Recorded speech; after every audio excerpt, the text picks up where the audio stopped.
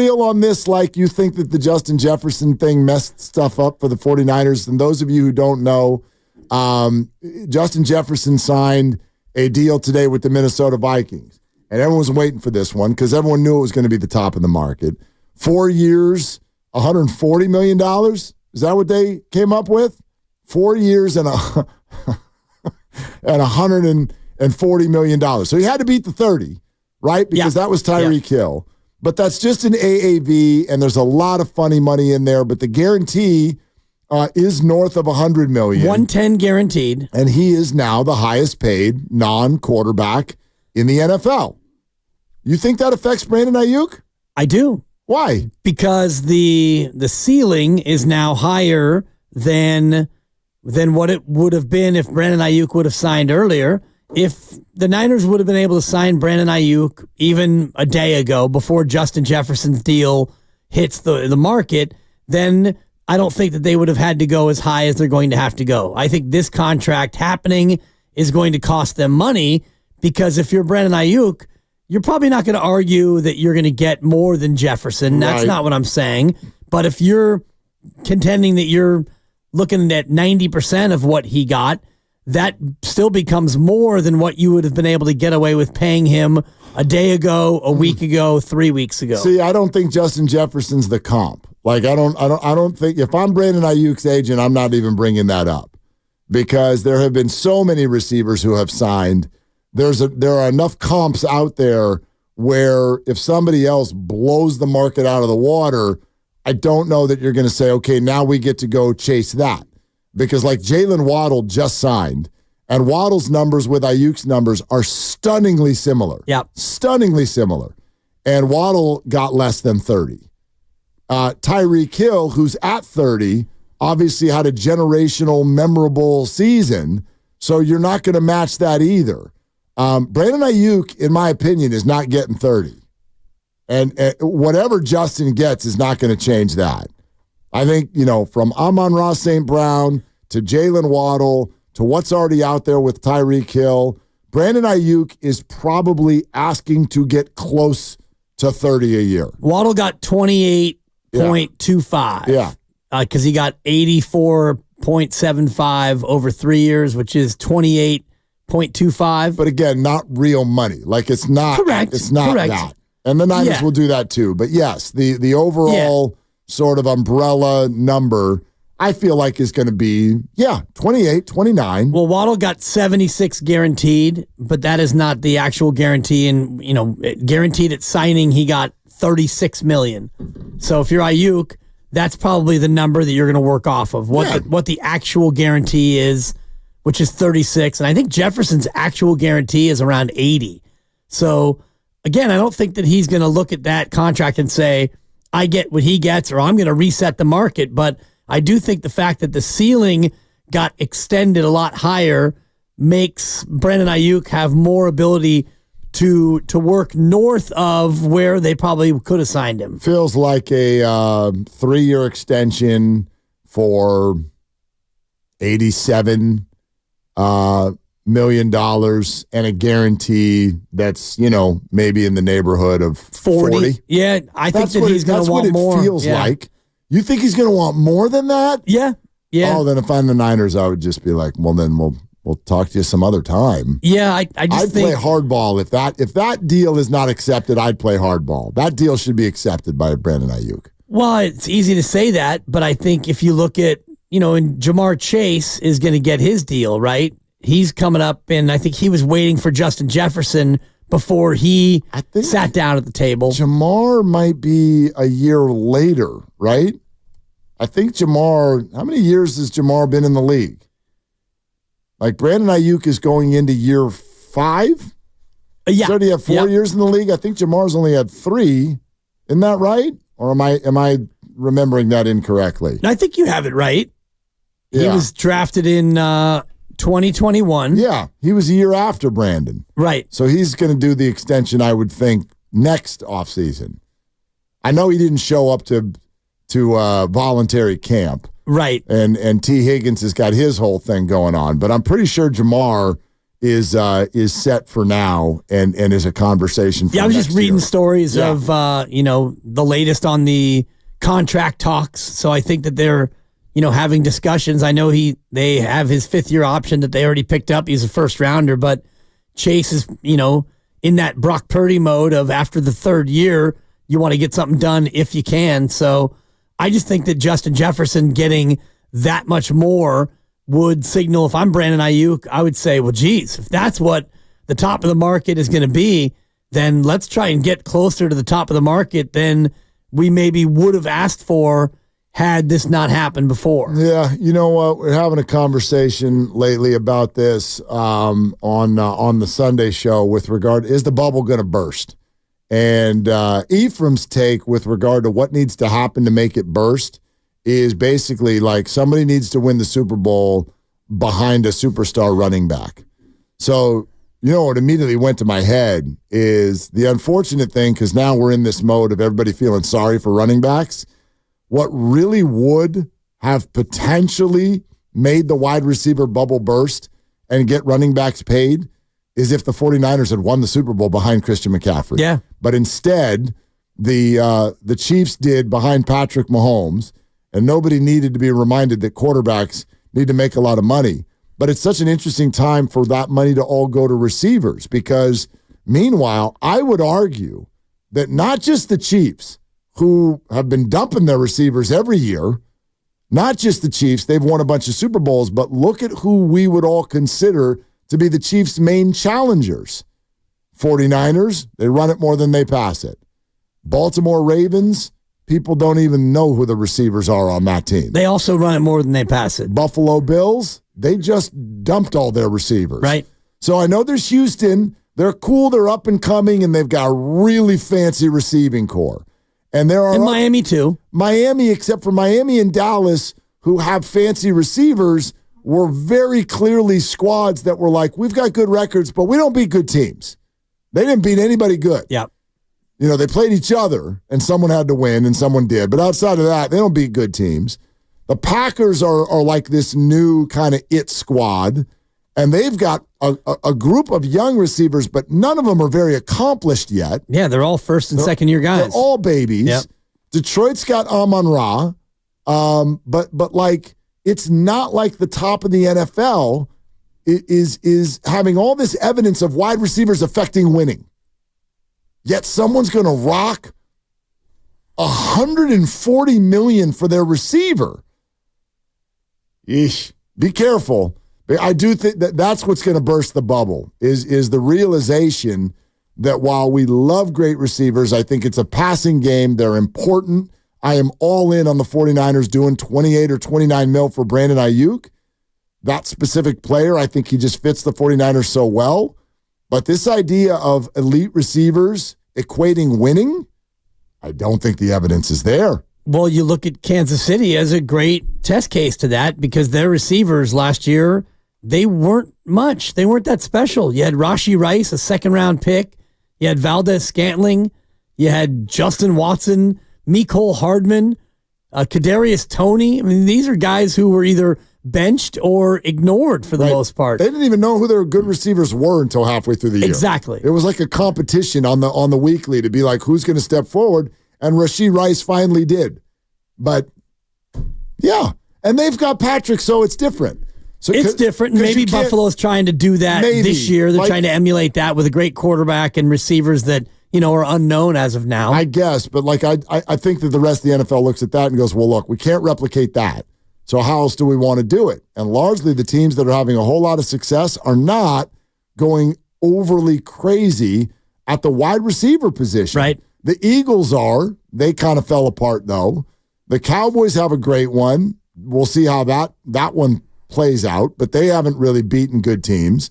The teams that were moving through the playoffs and doing some things, for the most part, were doing it with, in a relative sense, spending much less on that receiving core than maybe some of these other teams are. Right. And you mentioned some of the teams that have the high price receivers and what is that getting them, whether it's, now Minnesota with Justin Jefferson and Miami certainly, and they're now high price tandem and Philadelphia team that wasn't able to get it done last year. So that could be what burst the bubble, but still, it's kind of like the quarterback market where you have one of these wide receivers, and Dallas is now looking at it with CD Lamb as he's, looking for his new deal, and they're not expecting it to top Justin Jefferson's contract, but it's going to be up there. And if you have one of these receivers, you kind of have to pay him because you don't want to see them fly the coop and go out somewhere else and dominate. No, definitely not.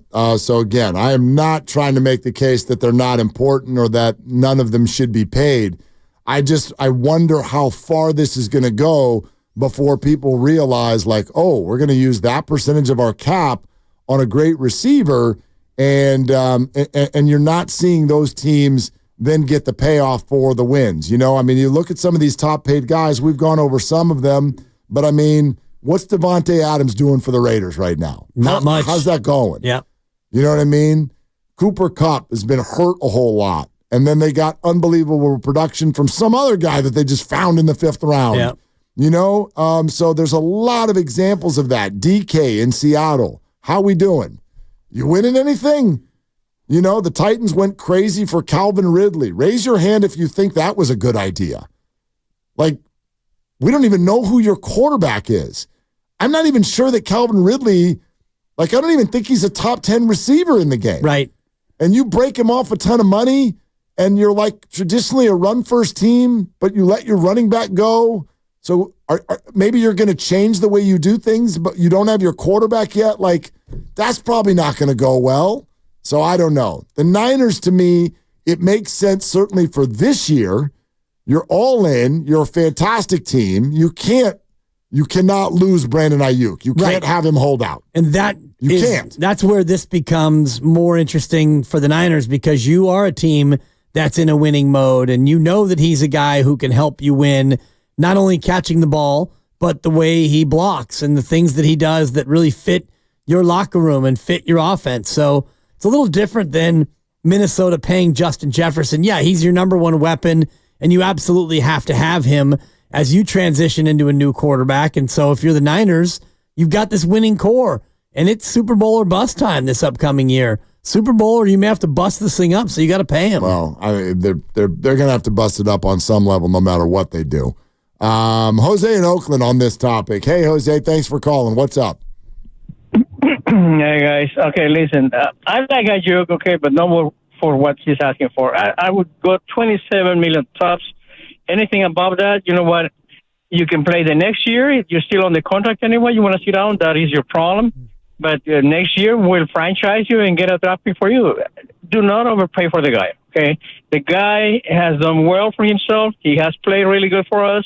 But he also benefits from having Debo, from having McCaffrey in the team, from having Kittle. Like I said, he is not the kind of receiver that other teams have to plan for and double team him. Okay, granted, his agent is going to try to get as much money for him as he can, because that's what the market dictates. But I would tell the 49ers, don't overpay for the guy. Because you're going to get saddled with that contract for the next 3 or 4 years. And if you stink this year, let's say you don't make the playoffs, or let's say you get to the Super Bowl but you lose again, the next 3 years you're stuck with that contract. And what is the motivation for Aiyuk to do anything better? Well, Jose, I see this very, very differently than you do. Because first of all, let me ask you, what does that mean? Define overpaying Aiyuk. Okay. The guy can ask for as much money as he is worth. That would be in comparison with other players. They play not in similar systems, but they have a similar production.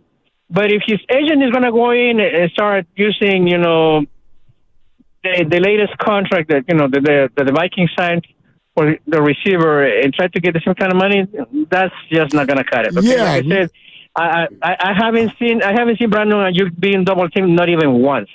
So, Jose, I really, and I know Dibs and I, thank you, Jose. I know you and I see this a little differently. I don't think the Justin Jefferson thing is relevant to Brandon Aiyuk at all.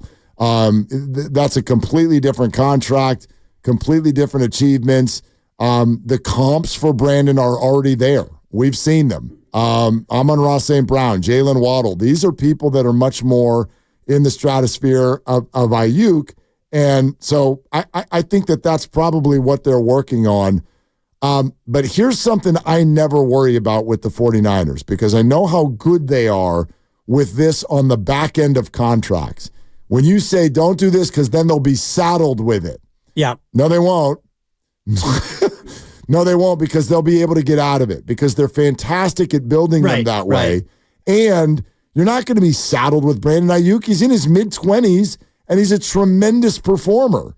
So, like, I don't even know what overpaying him means. But if the concern is that you're going to get saddled with something late in its progression, I see that as a very, very unlikely scenario. Yeah. And you need, like, the way I look at it is much simpler. You need him.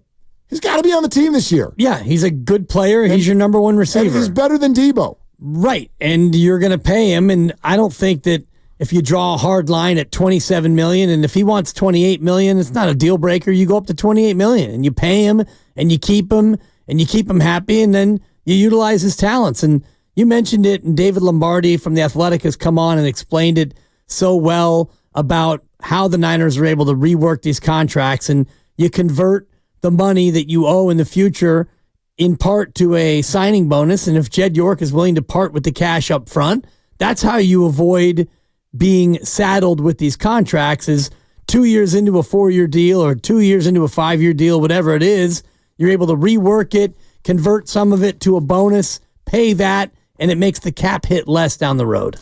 It's an interesting thing, and it's mainly because of who the 49ers are and the way they operate. You know, like 408 just texted in, Aiyuk is not even a true number one receiver. Define this. What does that mean? I mean, is he a false number one receiver? He's a number one receiver. He was last year. His numbers are every bit of what everybody hopes for their number one receiver to be. The offense functioned at an incredibly high level, and they went to the Super Bowl, and he was open in the end zone. Yeah, I don't even know what that means. What are you asking for from the guy? Why? It's a label anyway, and labels disable, as you know. And in this case, what does a number one receiver really mean? It means he's a good player. And is Brandon Aiyuk a good player? Absolutely. He's an incredible player. You mentioned where he was in the yardage and in yards per catch and all the rest of it. He's one of the leading receivers in football. And just because you have a tight end, a running back, and another receiver that you like to throw to in just about equal increments, that doesn't lessen his impact and his ability in your offense. No, not at all. And I think what happens is, and we're all guilty of this. Yep. I'm not pointing the finger anywhere. What happens is we label true number one receiver fantasy football. Based on fantasy football. Totally. And so Brandon Aiyuk was not someone like, he's very, very good. I had him on a team. He's very good, but you're not going to thank you. You're not going to draft him in round 1 or 2 or 3. And that's what, those are the number ones. The real ones, right? Yeah. Those are like, that's who we want. How many of those guys are there? Sure, there's Justin. A.J. Brown. Tyreek. Sure. CD. Sure. You know, okay. You're running down the list, and, you know, teams that have a clear-cut one, guys who are going to get, 60% of the targets on their team.